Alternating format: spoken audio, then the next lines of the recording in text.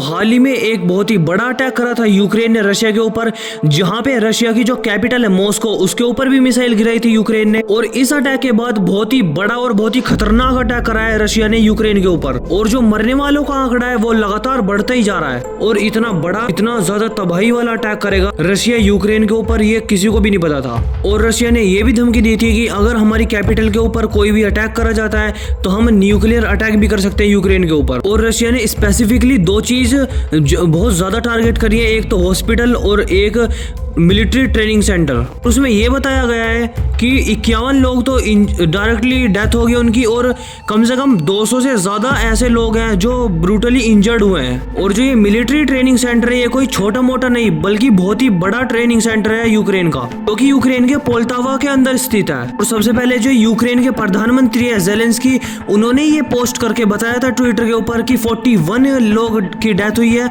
और कम से कम 100 से ज्यादा लोग इंजर्ड हुए थे। फिर उसके बाद एडिट करा गया उस पोस्ट को और उसमें जो नंबर थे वो बढ़ाए गए। ये तो मैं अभी वीडियो के अंदर बता रहा हूँ नंबर पर, लेकिन इनसे कई गुना ज्यादा बड़े नंबर भी हो सकते हैं। और जो ये मृतकों का आंकड़ा है ये लगातार बढ़ता जा रहा है। और आपने सुना होगा कि रशिया ने बहुत सारा कब्जा कर रखा है यूक्रेन का एरिया, और इस अटैक के बाद जो रशियन आर्मी है यूक्रेन के अंदर वो और भी ज्यादा कब्जा करने लग रही है यूक्रेन का पार्ट, जो कि 3-4 महीने पहले से रशिया नहीं कर पा रहा था एडवांस यूक्रेन के अंदर, वो आज के टाइम पे बहुत ज्यादा एरिया कब्जाता जा रहा है दोबारा से यूक्रेन का। और ये कहना गलत नहीं होगा कि यूक्रेन आज के टाइम पे रशिया के एडवांस को रोकने में बिल्कुल नाकाम रहा है। और जो इनका रशिया का नेक्स्ट टारगेट है वो है पोल्टावा, जो कि एक बहुत ही बड़ा और इम्पोर्टेंट रीजन है यूक्रेन के लिए भी और रशिया के लिए भी।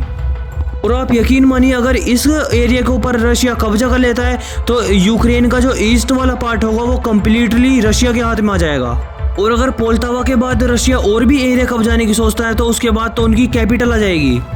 तो जैसा कि आपने पहले भी सुना होगा, अगर किसी भी वॉर के अंदर किसी की कैपिटल यानी कि राजधानी के ऊपर कब्जा कर लेते हैं तो वो वॉर वहीं खत्म हो जाती है, और जो देश उसकी कैपिटल के ऊपर कब्जा कर लेता है वो उसके हाथ में चली जाती है। और ये चीज ज़ेलेंस्की के लिए और पूरे यूक्रेन के लिए बहुत बुरी बात है। और इसीलिए आज के टाइम पे यूक्रेन ऑफेंसिव कर रहा है, ना कि कोई अटैक कर रहा है रशिया के ऊपर। और यूक्रेन के जो प्रधानमंत्री है ज़ेलेंस्की, उन्होंने यूएस से ये बोला है कि हमें एयर डिफेंस सिस्टम और लॉन्ग रेंज मिसाइल चाहिए ताकि हम रशिया की जो कैपिटल है मॉस्को उसके ऊपर अटैक कर सके, और जो रशिया बड़ी बड़ी मिसाइलों से अटैक कर रहा है यूक्रेन के ऊपर उनको हम अपने एयर डिफेंस सिस्टम से रोक सकें। और एक बहुत बड़ी चीज मांग रहा है यूक्रेन, वो है एयर पावर। यानी कि आपने सुना होगा जब इजराइल के ऊपर वॉर करा था, यानी कि बहुत सारी मिसाइल फायर करी थी, तो आसपास के जो देश थे जैसे जॉर्डन, ये सभी देश ने बहुत ज्यादा अपनी एयर डिफेंस सिस्टम से वो सभी मिसाइल गिरा दी थी और इजराइल के ऊपर बहुत कम मिसाइल पहुंची। और ऐसा ही कुछ आज के टाइम पे यूक्रेन भी बोल रहा है कि जो यूक्रेन के अड़ोसी पड़ोसी देश है जो कि नेटो के अंदर है, वो उनसे बोल रहा है कि अपने एयर डिफेंस सिस्टम से जितनी भी रशिया की मिसाइल आती है यूक्रेन के ऊपर गिरती हैं उन सभी को डिफेंड करो और उन सभी को हवा में ही मार दो, ताकि जो बहुत सारी ड्रोन और मिसाइल है वो हवा के अंदर ही खत्म हो जाए, यूक्रेन के ऊपर गिरे ही ना। बाकी इस न्यूज के ऊपर आपका क्या व्यू पॉइंट है वो कमेंट सेक्शन में जरूर शेयर करना और लाइक और सब्सक्राइब जरूर कर लेना।